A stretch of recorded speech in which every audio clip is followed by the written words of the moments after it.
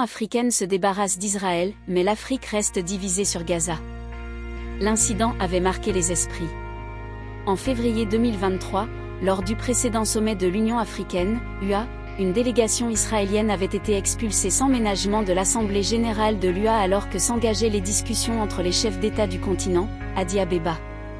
L'Afrique du Sud et l'Algérie, les deux pays à l'origine de la mise à l'écart des représentants israéliens, s'opposaient à la présence de l'État israélien en tant que membre observateur au sein de l'organisation panafricaine. Mais la question n'avait pas été formellement tranchée.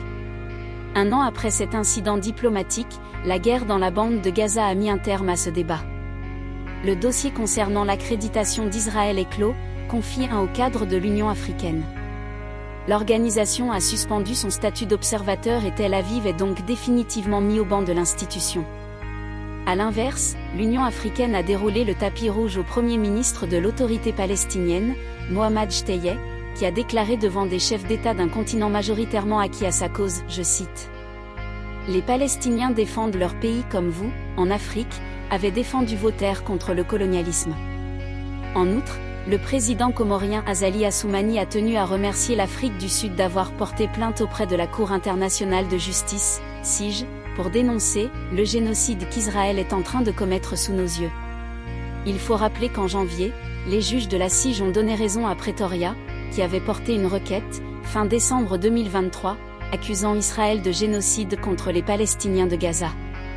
Une victoire célébrée par les représentants de Pretoria à Addis Abeba.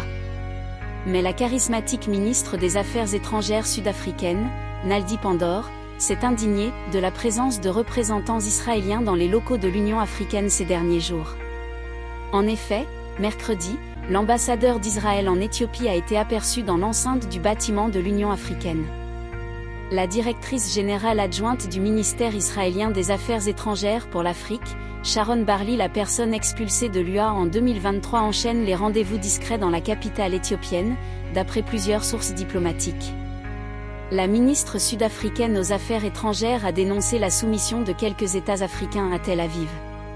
Si Israël est désormais officiellement banni de l'Union africaine, l'Afrique se divise toujours autant à son sujet. En témoigne le vote de la résolution appelant à une trêve humanitaire immédiate à Gaza, aux Nations Unies, le 27 octobre. 38 pays africains l'avaient soutenu mais 7 s'étaient abstenus.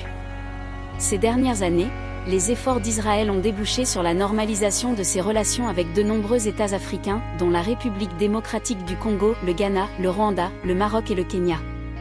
Ceux-là même qui se sont abstenus lors du vote de la résolution des Nations Unies appelant à une trêve humanitaire à Gaza.